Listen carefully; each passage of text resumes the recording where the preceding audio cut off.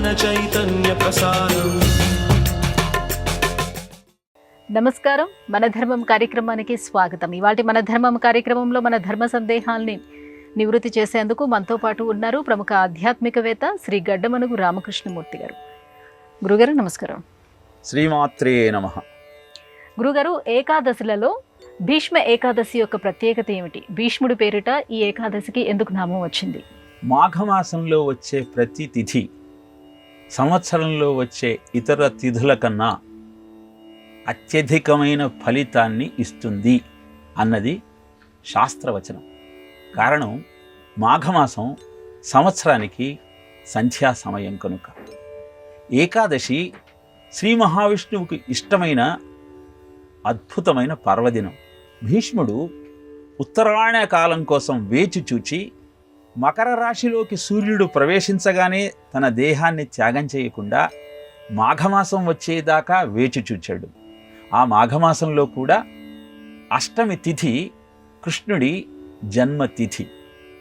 అలాగే దుర్గమ్మ జన్మించినటువంటి ముహూర్తం, మాయా మాధవుడు ఇద్దరూ జన్మించిన ముహూర్తంలో తన దేహాన్ని వదిలేయాలన్న సంకల్పంతో భీష్మాష్టమి దాకా ఎదురుచూచి ఒక్కొక్క ప్రాణాన్ని ఒక్కొక్క తిథి నాడు వదిలేస్తూ ఏకాదశి నాడు ఆ శ్రీ మహావిష్ణువుకు చాలా ప్రీతికరమైనటువంటి తిథి నాడు తన దేహ త్యాగం చేశాడు.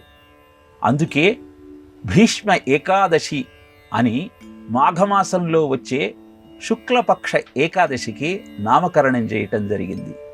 కేవలము ఆ ఏకాదశిని స్మరిస్తూ ఏకాదశి వ్రతాన్ని ఆచరిస్తూ మనం అద్భుతంగా వ్రతాన్ని నిర్వర్తిస్తున్నాము అనుకుంటే అది సరి అయినది కాదు. భీష్ముని యొక్క సత్యసంధత, పితృవాక్య పరిపాలన, జితేంద్రియత్వము, ఈ మూడు కూడా మనం స్మరించుకొని మన జీవితానికి అన్వయించుకోగలిగినప్పుడే ఏకాదశి వ్రతాన్ని పూర్తిగా ఆచరించినటువంటి ఫలితం మనకు దక్కుతుంది. నిజానికి ఈ రోజుల్లో తల్లిదండ్రులు ఏం కోరుకుంటున్నారు? పెళ్లి కోసం బ్రహ్మచారిగా మిగిలిన భీష్ముణ్ణి కమ్మంటిరా, కొవ్వెక్తి ఎగిడిన అయయాతి వలె నీ యవ్వనాన్ని అడిగితీరా. తల్లిదండ్రులు ఏమడుగుతున్నారు? నిన్ను అందలం ఎక్కించమని అభ్యర్థించటం లేదు. వృద్ధాప్యంలో మాకు తోడు నీడగా ఉండి పట్టెడన్నం పెట్టమని అభ్యర్థిస్తూ ఉన్నారు. భీష్మ ఏకాదశిని గొప్పగా జరుపుకుంటూ తల్లిదండ్రులను మనం పట్టించుకోకపోతే అది ఏనాటికి మనకు శ్రేయోదాయకం కాదు. తల్లిదండ్రుల ఆశీర్వాదమే నీకు ఉన్న గ్రహదోషాలన్నింటినీ పోగొట్టగలుగుతుంది అని జ్యోతిష శాస్త్రం చెబుతున్న నేపథ్యంలో భీష్మ ఏకాదశి పర్వదినాన ఉపవసించి భగవన్నామాన్నే జపిస్తూ జాగరణ చేస్తూ నిరాహారిగా ఉంటూ నీ బాధ్యతను గుర్తిస్తూ జీవితాన్ని నువ్వు కొనసాగించగలిగితే అప్పుడు నిజమైన ఏకాదశి వ్రతాన్ని మనం ఆచరించినట్టు భావించాలి. ఇలా భీష్ముడు మాఘమాసంలో అష్టమి నాడు తన దేహాన్ని వదలాలని నిశ్చయించుకొని ఒక్కొక్క ప్రాణాన్ని ఒక్కొక్క తిథి నాడు వదిలేస్తూ భీష్మ ఏకాదశి నాడు హరికి ప్రీతిపాత్రమైన తిథి నాడు తన దేహాన్ని త్యజించాడన్న విషయాన్ని మనం గమనించగలిగితే ఆయనకు ఉన్న జితేంద్రియత్వము, ఆయనకు ఉన్న సత్యసంధత మనం గుర్తించగలిగిన వాళ్ళము అవుతాం. అలా ఈ భీష్మ ఏకాదశి పర్వదినాన్ని గడిపే ప్రయత్నం చేద్దాం. గురుగారు, రుద్రాక్షలు ఎన్ని విధాలుగా ఉన్నాయి? రుద్రాక్ష ధారణ విషయంలో ఎటువంటి నియమాలు పాటించాలి? రత్నసానుశరాసనం రజతాద్రి శృంగ నికేతనం శింజనీకృత పన్నగేశ్వర అచ్యుతానల సాయకం క్షిప్రదగ్ధ పురత్రయం త్రిదివాలయైరభివందితం చంద్రశేఖరమాశ్రయే మమ కిం కరిష్యతి వయ్యమః. త్రిపురాసురులను అంతం చెయ్యాలన్న సంకల్పంతో నారాయణుణ్ణే బాణంగా చేసుకొని ఆ 3 త్రిపురాలు ఇనుముతో, బంగారంతో, వెండితో చేసిన నగరాలు 3 ఒకే సరళ లేఖలోకి రావాలని కళ్ళను అలాని ఆర్పకుండా చూస్తూ ఉన్న శివుడి యొక్క నేత్రాల నుంచి అశ్రుబిందువులు జారిపడి అవే రుద్రాక్షలుగా అవతరించాయి అని చెబుతారు. మనకు ఉన్న 1180 ఉపనిషత్తులలో 88వ ఉపనిషత్తు రుద్రాక్ష జాబాలోపనిషత్తు. దీనిలో రుద్రాక్షల మాహత్యాన్ని తెలియజేశాడు. ఈరోజు రుద్రాక్ష ధారణ ఒక వ్యామోహంగా కనబడుతుంది. 1 నుంచి 14 ముఖాలు ఉన్నటువంటి రుద్రాక్షల యొక్క మాహత్యాన్ని మనకు ఈ ఉపనిషత్తులో తెలియజేశాడు. శివలింగ రుద్రాక్ష, నాగ రుద్రాక్ష అని మానవ నిర్మితాలైన అనేక రుద్రాక్షలు వస్తున్నాయి, కానీ వీటి ప్రస్తావన మనకు ఆ ఉపనిషత్తుల్లో కనపడదు. ఇంకొకటి, రుద్రాక్ష ఒక యంత్రం మాత్రమే. నువ్వు కుంకుమార్చన చేయనటువంటి అమ్మవారి కుంకుమను ధరిస్తే ఏమైనా ప్రయోజనం ఉంటుందా? రాముని యొక్క కళ్యాణంలో సమర్పించబడని అక్షతలను నెత్తిన వేసుకుంటే ఏమైనా శక్తి వస్తుందా? అలానే కేవలము బజారులో దొరికేటువంటి రుద్రాక్షను తీసుకువచ్చి దాన్ని ధరిస్తే అది నీకొక అలంకారం అవుతుందేమో, కానీ అద్భుతమైనటువంటి రుద్రాక్షగా అవతరించదు. యంత్రాన్ని తంత్రంతో మంత్రపూతం చేసి ధరించినప్పుడు మాత్రమే ఆ యంత్రము నీకు పూర్తి ఫలితాన్ని ఇస్తుంది. అలా ఏ రుద్రాక్షను ఎలా ధరించాలి, ఎలా దాన్ని మంత్రపూతం చేయాలి, ఎలాంటి తంత్రాన్ని ఉపయోగించి దాన్ని శక్తివంతం చేయాలన్న సత్యాలన్నీ మనకు ఈ రుద్రాక్ష జాబాలోపనిషత్తులో చెప్పటం జరిగింది. రుద్రాక్షలు తేగానే అవి మంచివో కావో ఎలా పరిశీలించాలి అంటే, వాటన్నింటినీ నీళ్ళల్లో వేస్తే సరిగా పండనివి, పుచ్చిపోయినవి అన్నీ తేల్తాయి. మంచి రుద్రాక్షలన్నీ మునుగుతాయి. తేలిన వాటిని అన్నింటినీ పక్కకు పెట్టి మంచి వాటిని తీసుకొని మాలగా గుచ్చేటప్పుడు ముఖానికి ముఖము, పృచ్ఛానికి పృచ్ఛాన్ని అనుసంధానం చేసి వాటిని మంత్రపూతం చేసిన తరువాత ధరించాలి. మనం ఒక లాకెట్ని ధరిస్తే దానిలో అడుగున పెద్ద కణుపు ఉంటుంది, కానీ రుద్రాక్షలను ధరించేటప్పుడు ఆ పెద్ద పూసను శిరస్సుకు తాకుతూ మన నెత్తి వైపు దాని ముఖం ఉండేటట్టు జాగ్రత్త పడాలి. వీటిని ధరించే ముందు అవిసె నూనెలో ఉంచి పునీతం చేసిన తరువాత మళ్ళీ ఆరబెట్టి వాటిని ధరించే ప్రయత్నం చేయాలి. మన దేహానికి వాటి స్పర్శ కాగానే కొన్ని రోజుల తరువాత వాటి శక్తిని అవి కోల్పోతాయి, కాబట్టి వాటిని గంగాజలంతో పునీతం చేసి మళ్ళీ ధరించాలి. ఇలా అనేక నియమాలను చెబుతూ బ్రహ్మచారి 4 ముఖాలు ఉన్నటువంటి రుద్రాక్షను ధరించాలని, సన్యాసి 5 ముఖాలున్న రుద్రాక్షను ధరించాలని, ఇలా ఆ ఉపనిషత్తులో రుద్రాక్షల యొక్క మాహత్యాన్ని విపులంగా తెలియజేయటం జరిగింది. కనుక ఏదో వస్తుందన్న ఆశతో, ఏదో సాధించాలన్న భ్రమతో కేవలం రుద్రాక్షను ఒక ఆభరణంగా ధరిస్తే ఆ ప్రయోజనం నీకు చేకూరదు. అది కేవలము యంత్రమే. అది తంత్రంతో మంత్రపూతమైనప్పుడు మాత్రమే నీకు అద్భుతమైన శక్తిని అందిస్తుంది అన్న సత్యాన్ని గుర్తించి వాటి ద్వారా శక్తిని పొందే ప్రయత్నం చేద్దాం. గురుగారు, న్యాయ సంవిధానములో పిష్టి పేషణ న్యాయం అంటే ఏమిటి? పిష్టి పేషణ న్యాయాన్ని కమ్యూనికేషన్ స్కిల్స్, ఎలా మాట్లాడాలి అన్న విషయాన్ని తెలియజేయటప్పుడు ప్రస్తావన చేయటం జరుగుతుంది. పిష్టి అంటే పిండి అని, పేషణము అంటే కలిబెట్టడం, పిసికేయటం. మనం మాట్లాడేటప్పుడు అది చెప్పిందే చెబుతూ ఎదుటివాడికి విసుగు కలిగిస్తే అది సరి అయిన సంభాషణ కాదు. అవిస్తరం, అసందిగ్ధం, అవిలంబితం, అవ్యథం, పురస్థం కంఠగం వాక్యం వర్తతే మధ్యమేశ్వరి అని హనుమంతుడు మొట్టమొదటిసారి రాముణ్ణి కలిసినప్పుడు వారి సంభాషణను గమనించినటువంటి రామచంద్రమూర్తి లక్ష్మణుడితో అంటాడు. ఎంతో అద్భుతంగా మాట్లాడుతున్నాడు హనుమంతుడు. అవిస్తరం, గంటలు గంటలు ఉపన్యసించి తన గొప్పదనాన్నంతా ప్రకటించుకోవాలన్న ప్రయత్నం చేయటం లేదు, అవసరమైనంత మాత్రమే మాట్లాడుతున్నాడు. అది అసందిగ్ధం, చెప్పే విషయం స్పష్టంగా అర్థమవుతోంది, ఎక్కడ చెప్పిందే చెప్పే ప్రయత్నం చేయటం లేదు.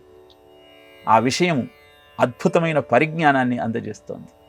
అవిలంబితం, చెప్పేటప్పుడు ఆ వాక్ ప్రవాహం అలా కొనసాగుతూ వినేవాడికి ఆశ్చర్యాన్ని కలగజేస్తోంది. ఉరస్థం కంఠగం వాక్యం వర్తతే మధ్యమే స్వరే. ఆ మాట కర్ణపుటాలను బద్దలు చేస్తూ గంభీరంగా పెద్దగా రావటం లేదు, అలా అని అసలు వినపడకుండా నెమ్మదిగా రావటం లేదు.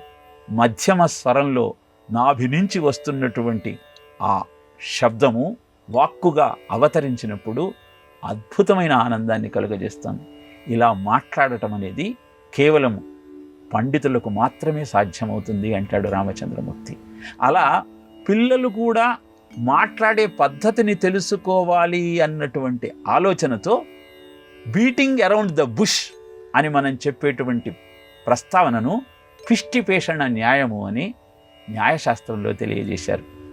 కనుక ఎలా మాట్లాడాలి, ఎలా వ్యవహరించాలి, ఎలా గౌరవించాలి, ఎలా గౌరవాన్ని పొందాలి అన్న ఈ విషయాలన్నీ పిల్లలకు తెలియాలి అంటే పురాణ విజ్ఞానాన్ని వాళ్లకు అందించే ప్రయత్నాన్ని పెద్దలు చేయాలి. గురుగారు, ఇక మరో సందేహం. మూక పంచశతికి ఎంతో ప్రత్యేకత ఉంది అని అంటారు. దీన్ని ఎవరు రచించారు? మూక పంచశతిని మూక శంకరేంద్ర సరస్వతి వారు రచించారు. ఈయన విద్యాపతి అనేటువంటి ఖగోళ జ్యోతిష్య శాస్త్రజ్ఞుడి కుమారుడు. కంచి పీఠానికి 20వ పీఠాధిపతి. పుడుతూనే చెవుడు మూగతనము రెండింటినీ పొందాడు. కానీ మూకం కరోతి వాచాలం పంగుం లంఘయతే గిరిం అని ఆ తల్లి తలుచుకుంటే మూగవాడు మాట్లాడతాడు, కుంటివాడు పర్వతాలను అధిరోహిస్తాడు, సముద్ర లంఘనమే చేస్తాడు.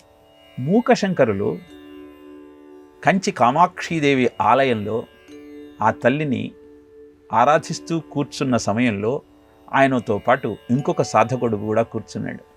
వారిద్దరిని చూడగానే ఆ తల్లికి కరుణ ఉప్పొంగింది. వెంటనే ఒక స్త్రీ రూపం దాల్చి తాను తింటున్న తాంబూలాన్ని మొదట మూకశంకరులకు పక్కన ఉన్నటువంటి సాధకుడికి అందించింది.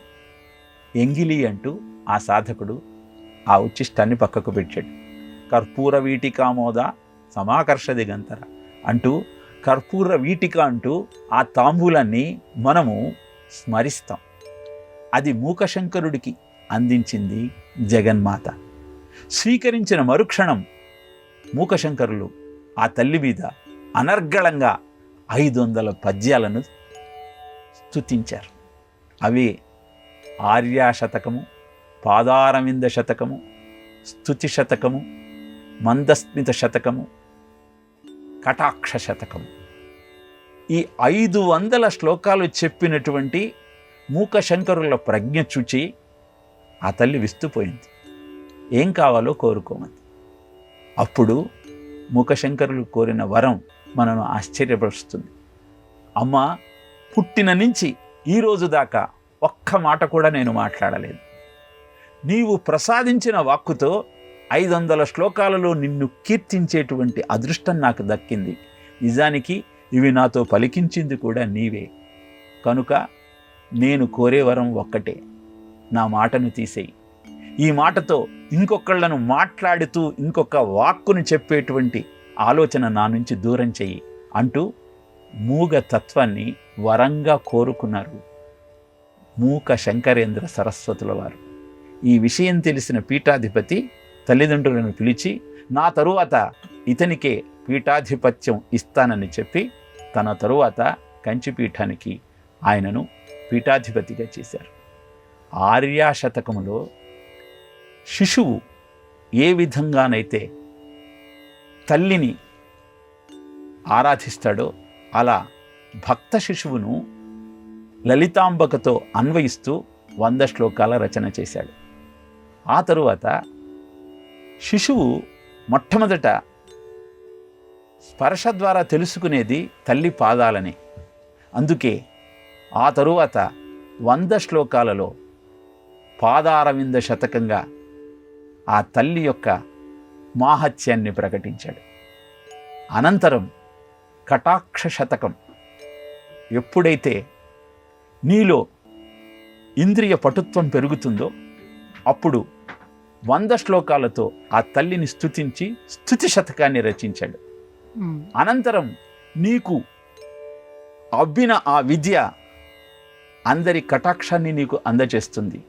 కనుక ఇంద్రియాల అన్నింటితో ప్రకటించినటువంటి ఆ విజ్ఞానము, ప్రతిభను కటాక్ష శతకంగా ఆవిర్భవింపచేశాడు. అనంతరం మందస్మిత శతకం అంటే విజ్ఞానం నీ సొంతమైనప్పుడు, ప్రతిభలన్నీ నీవైనప్పుడు, నువ్వు అంతర్ముఖుడవై జరుగుతున్న అన్ని కార్యక్రమాలను మందస్మితంతో గమనించే ప్రయత్నం చేస్తావు. కనుక పూర్తి పరిజ్ఞానం దొరికినవాడు ఎలా నవ్వుతూ అన్ని విషయాలను సాక్షీభూతంగా గమనిస్తాడో అలా మందస్మిత శతకంలో అద్భుతమైన భావాన్ని ప్రకటించారు మూక శంకరేంద్ర సరస్వతి స్వామి వారు. అలా వారి చేత మనకు అందింపబడిన 500 శ్లోకాల అద్భుతమైన అమ్మవారి స్తోత్రమే మూక పంచశతిగా మనం అభ్యాసం చేస్తూ ఉన్నాం. గురుగారు, మనం స్తోత్రాలను పఠించే ముందు ధ్యాన శ్లోకాలని చదువుతాం కదా, ఈ ధ్యాన శ్లోకాల వల్ల కలిగే ప్రయోజనం ఏంటో తెలియజేస్తారా? మనము ఏ స్తోత్రం చేసినా మొట్టమొదట ధ్యానం చేస్తాం. ఎందుకంటే ప్రతి దేవత ఒక మూలమంత్రం ద్వారా ఆవాహన చేయబడుతుంది. ఆ మూలమంత్రంలో చెప్పినటువంటి ఆ దేవతామూర్తి యొక్క లీల, మాహత్యము, కటాక్షము అంతా ఆ రూపంతో సహా మనకు ఆ ధ్యాన శ్లోకంలో వివరించటం జరుగుతుంది. సింధూరారుణ విగ్రహాం స్త్రీనయనాం మాణిక్యమౌళి స్ఫురత్ తారానాయక శేఖరాం స్మృతముఖీం అపీనవక్షోరుహాం అంటూ ధ్యాన శ్లోకంలో ఏ లలితాంబికనైతే నువ్వు స్మరిస్తూ ఉన్నావో ఆ తల్లి ఈ ధ్యాన శ్లోకాన్ని పఠించిన తరువాత ఆ రూపంలో నీ కనుల ముందు ప్రత్యక్షమవుతుంది. ఇలా ఏ దేవతామూర్తిని నువ్వు అర్చించి, ధ్యానించి, స్తుతించి నీ ప్రయోజనాన్ని నెరవేర్చుకుంటూ ఆనందాన్ని అందుకోవాలనుకుంటున్నావో ఆ దేవత యొక్క రూపాన్ని, మాహత్యాన్ని ఆ శ్లోకంలో నిక్షిప్తం చేసి దాన్ని పఠిస్తూ ఆ దేవతను ఆవాహన చేయటమే ప్రతి స్తోత్రంలో ఉండే ధ్యాన శ్లోకం యొక్క లక్షణం. శాంతాకారం భుజగశయనం పద్మనాభం సురేశం విశ్వాధారం గగన సదృశం మేఘవర్ణం శుభాంగం లక్ష్మీకాంతం కమలనయనం యోగి హృద్యానగమ్యం వందే విష్ణుం భవభయహరం సర్వలోకైకనాథం. ఈ శ్లోకాన్ని విష్ణు సహస్రనామం చేసే ముందు ధ్యాన శ్లోకంగా మనం పఠిస్తాం. దీనిలో శాంతాకారంతో విశ్వానికి అంతటికీ ఆధారమై ఆదిశేషుడి మీద పవళించినటువంటి ఆ స్వామి అందరి యోగుల హృదయాలలో ఏ విధంగానైతే నివసిస్తూ వారిని కటాక్షిస్తున్నాడో ఆయనకు నమస్కరిస్తూ నా భవాన్ని భవ్యంగా మార్చమని అభ్యర్థించటమే ఆ ధ్యాన శ్లోకంలో మనం చేస్తున్న ప్రక్రియ. నిజానికి మనం ఉచ్చరించేటప్పుడు వచ్చే ప్రకంపనాలన్నింటినీ తెర మీద పట్టగలిగితే మనకు ఆ విష్ణు స్వరూపము, ఆ అమ్మవారి స్వరూపము, ఆ శివ స్వరూపము ద్యోతకమవుతుంది. మన్యుసూక్తాన్ని పఠిస్తూ ఆ శబ్దంతో స్పందించేటువంటి యంత్రంతో చిత్రాన్ని గీస్తే విరాట్ హనుమ స్వరూపం అక్కడ ప్రత్యక్షమైందని ప్రయోగాత్మకంగా నిరూపించిన నేపథ్యంలో ధ్యాన శ్లోకం అంటే ఆ దేవతామూర్తిని నీ కనుల ముందు ఆవిష్కరించే అద్భుతమైన సాధనం అన్న విషయం మనం గ్రహించగలుగుతాం. గురువుగారు, విష్ణు సహస్రనామ స్తోత్రాలలో భూతభృత్ అనే నామానికి ఉన్న అర్థం ఏంటో తెలియచేయండి. భూతభృత్ భూతధరణాత్ అని అంటే ఈ సకల చరాచర సృష్టిలో ఉన్న భూతములనన్నింటినీ భరించేవాడు ఆ భూతభృత్. మనము విష్ణు సహస్రనామంలో విశ్వం విష్ణుర్వషట్కారో భూతభవ్య భవత్ప్రభు భూతకృత్ భూతభృద్భావో భూతాత్మా భూతభావన అంటూ మొట్టమొదటి శ్లోకంలో ఏ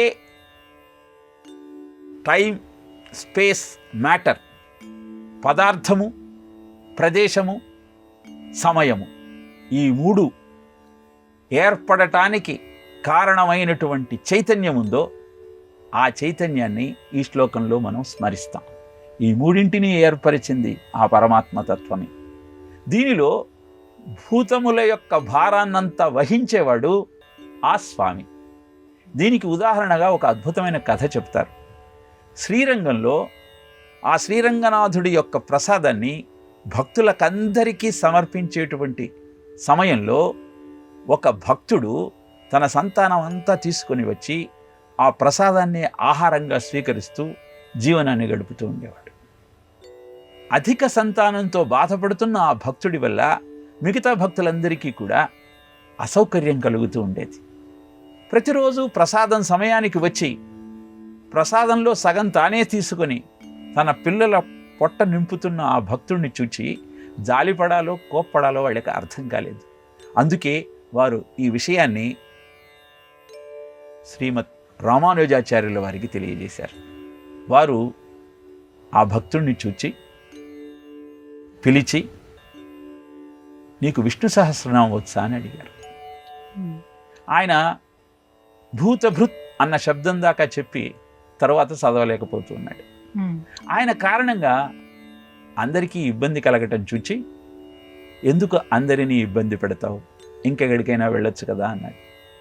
స్వామివారి యొక్క సలహాను మన్నించి ఆ బహుకుటుంబీకుడు ఆ క్షేత్రాన్ని వదిలి ఆ నగరంలోనే వేరొక ప్రదేశానికి వెళ్ళాడు.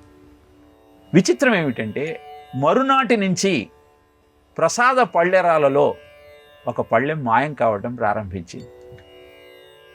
అందరూ ఆశ్చర్యపోతూ ఉన్నారు.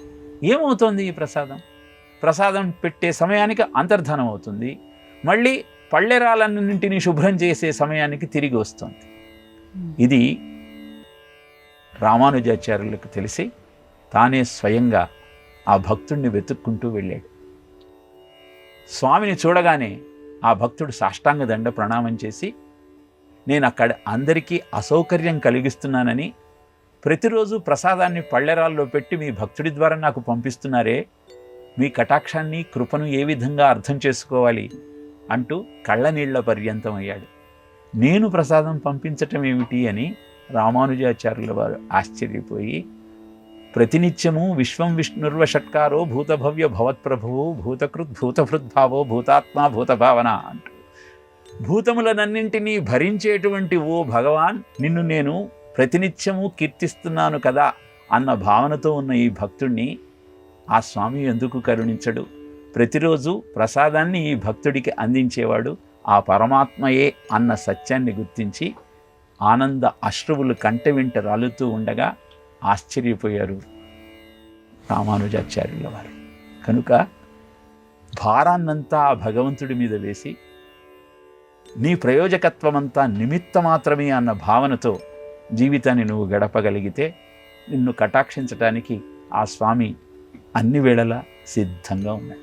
గురుగారు, ఇవాటి మన ధర్మం కార్యక్రమంలో మాకు వచ్చినటువంటి ధర్మ సందేహాలన్నీ కూడా నివృత్తి చేసినందుకు ధన్యవాదాలు గురుగారు. కృష్ణార్పణ. ఇది ఇవాల్టి మన ధర్మం కార్యక్రమం. రేపటి మన ధర్మం కార్యక్రమంలో మళ్ళీ కలుసుకుందాం. నమస్కారం. ఈ కార్యక్రమాన్ని తిరిగి చూడాలనుకుంటే www.youtube.com/ETV Life Spiritual లో చూడవచ్చు.